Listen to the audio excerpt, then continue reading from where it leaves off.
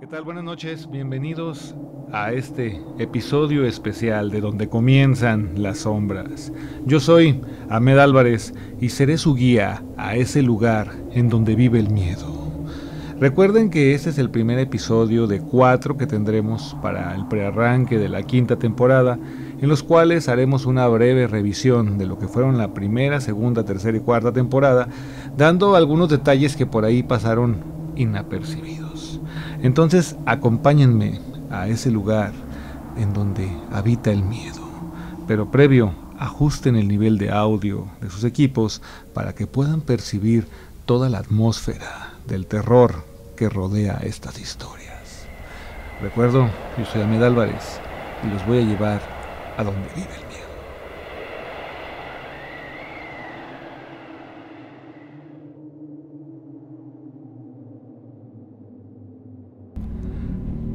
Pues regresemos a hace 5 años, que es cuando inicia, donde comienzan las sombras aquí en Over Radio.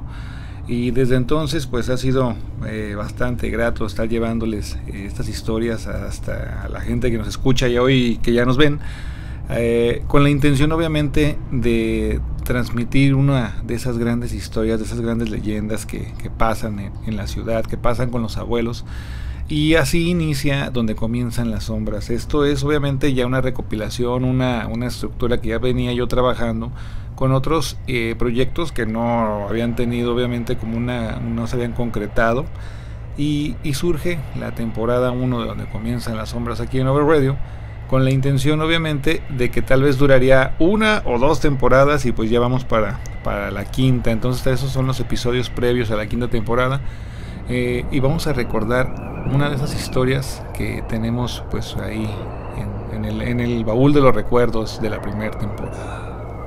Les contaré una historia la cual sucedió en una fábrica a las afueras de la ciudad de Guadalajara, cerca del Camino a la Tijera, ahí por López Mateos, llegando a esa zona. Hace algunos años me tocó trabajar en esa empresa y empecé a escuchar muchos rumores extraños que sucedían en la misma. Comentaban acerca de pequeños seres que por ahí rondaban. Muchos vigilantes los confundían con niños. Cerca de donde estaba la planta, afuera de cada nave había unas cisternas, en las cuales comentaban que durante la noche constantemente tenían ese problema. Veían que entraban y salían niños de una cisterna subterránea, lo cual era algo completamente extraño.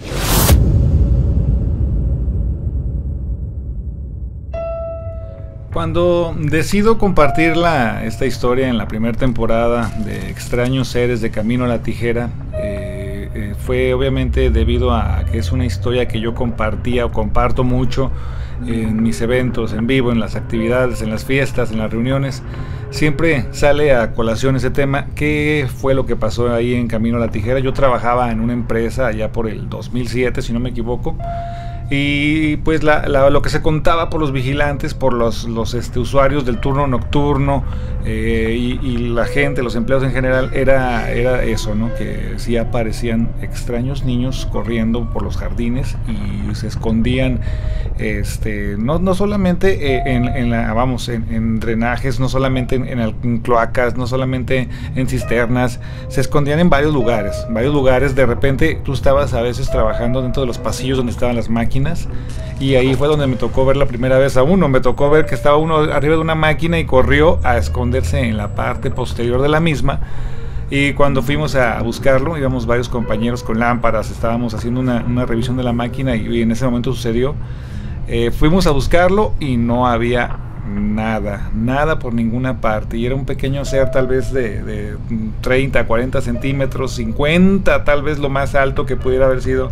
No, yo creo que sí, unos 50 centímetros, 40 centímetros, y corrió tal cual en 2 pies y vi que saltó a la parte posterior de la máquina que estábamos revisando. Y ahí es cuando decidimos ir a buscarlo. Varios compañeros con lámparas le dieron una vuelta, revisamos y no había nada. Y obviamente pues no fui el único que lo vi, todos volteamos y ¿qué es eso que está ahí arriba? Volteó, nos vio y desapareció corriendo en ese momento, saltando detrás de la máquina. De ahí puse un poco más de atención a estas historias y hay una en peculiar que fue la que más miedo daba escucharla, y más a las personas que nos tocaba trabajar de noche, porque hablaba de un vigilante que en sus rondines le tocaba ir a la última nave. La última nave estaba ya a la salida de la nave industrial, y había terrenos alrededor en aquel momento, y ya está lleno de cotos y fraccionamientos, pero en aquel momento había nada más terrenos por todos lados, y la malla ciclónica, ¿no? Entonces a esta nave seguido entraban tlacuaches, entraban tejones, entraban animales silvestres de las inmediaciones, y se refugiaban a veces entre las tarimas, entre las plataformas, etcétera, y a veces te sacaban un buen susto. Pero más allá de ello, sí alcanzabas a percibir cuando algo pasaba corriendo en dos patas por el campo, o por los jardines, o por los pasillos donde deambulaban los montacargas.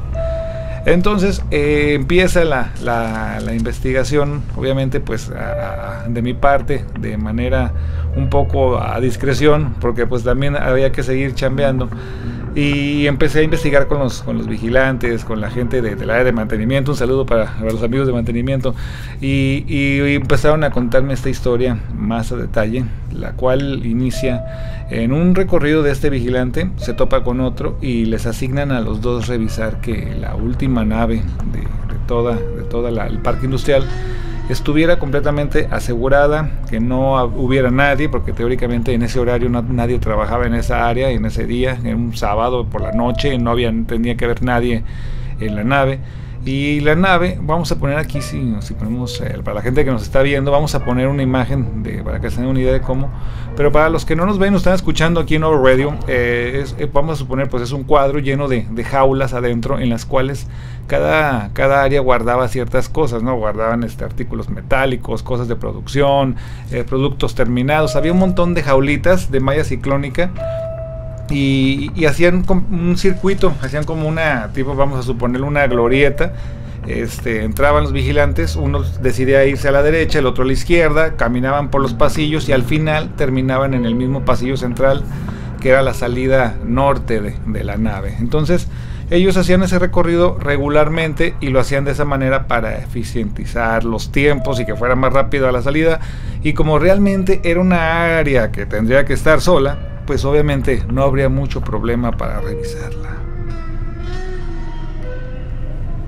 Un buen día, en uno de esos recorridos que tenían que realizar ahí, un sábado por la noche, uno de los vigilantes, al momento de ir llegando a la nave, alcanza a ver que va corriendo un niño, describe a un niño muy pequeño que va corriendo y se mete a la nave, a la plataforma donde estaba el ingreso a una rampa para ingresar al pasillo principal que les comento que nos llevaba a estas jaulas. Y alcanza a verlo que va corriendo, y ingresa corriendo sin detenerse, sin voltear a verlo ahí. Entonces le dice a su compañero: acompáñame, vamos a checar qué pasó, tú entra por la derecha, yo por la izquierda, vamos a ir revisando las jaulas, todas van a estar cerradas, tenemos que encontrarlo forzosamente en alguno de los dos puntos. Ok, bajan, uno a la derecha, el otro a la izquierda, empiezan a caminar, empiezan a seguir el rastro que teóricamente pues los llevaría hasta el otro lado de la siguiente salida. Y uno de los vigilantes pues no encuentra nada, llega con su compañero, lo espera, pero el otro alcanza a ver que entra algo a una de las jaulas, y ahí es donde las circunstancias se ponen un poco más oscuras. Llega nuestro amigo vigilante, alusa la jaula y le empieza a preguntar, ve que está alguien escondido en la esquina de una de las jaulas, le empieza a preguntar qué está haciendo ahí, que qué hace, que cómo entró, que no está permitido que entren niños del exterior a la empresa. Para esto cuentan los vigilantes que en algún momento niños de las inmediaciones de los primeros fraccionamientos llegaron a brincarse a los jardines, pero a los jardines de la entrada. Por eso tal vez tenía la idea nuestro amigo el vigilante de que era un niño. Entonces, ¿qué hace aquí? Que no podía estar ahí. Empezó a regañarlo y a cuestionarlo, y el niño estaba en cuclillas, asustado, esquinado alrededor de la esquina. Y en ese momento le empezó a hablar a su compañero: ya encontré aquí al niño, estoy en la jaula 36 y creo que pues obviamente lo tengo aquí ya atrapado para que no se escape. En lo que su amigo recorrió unos cuantos metros para llegar a donde estaba él, lo encontró desmayado, tirado, y todas sus cosas tiradas, la jaula abierta y pues no había nadie, no había ningún niño. Pasa los días, para los del siguiente, él marca obviamente a los servicios médicos, van por él, lo sacan de una camilla desmayado, se lo llevan al hospital y pasan los días. Y a los días lo encuentran o se reencuentra con su amigo y le pregunta que qué pasó. ¿Qué fue lo que pasó en la nave? ¿Por qué te desmayaste? ¿Te golpeaste? ¿Te golpeó? ¿O qué pasó? Nadie sabía ciencia cierta qué es lo que había sucedido en la nave. Y el vigilante le platica que una vez que se comunicó con él, le avisó que lo tenía en el área ahí detenido de resguardo en la esquina. El niño volteó a verlo, alusado solamente con una lámpara que llevaba aquel vigilante, y lo describió como uno de los seres más horribles que había visto en su vida. Dice, eso no era un niño, era algo así como un monstruo. Para ser un duende sería demasiado grande y era algo que no tenía realmente como una lógica, ya que sus extremidades, sus manos sus dedos eran demasiado largos. Con uno de sus dedos volteó a verlo y le dijo, shh. Nuestro amigo de la impresión cayó al suelo y perdió el conocimiento. Pasaron los días, este vigilante renuncia y esa historia pues obviamente se permea con todos los turnos, con todo el personal, y empezamos a concluir muchos de que ya habíamos visto a ese tipo de seres o a ese tipo de niños o a ese tipo de cosas, duendes, elfos, como quisieran llamarles, y realmente era algo que mucha gente pues no le había dado la seriedad o la importancia hasta que sucedió esto con este vigilante.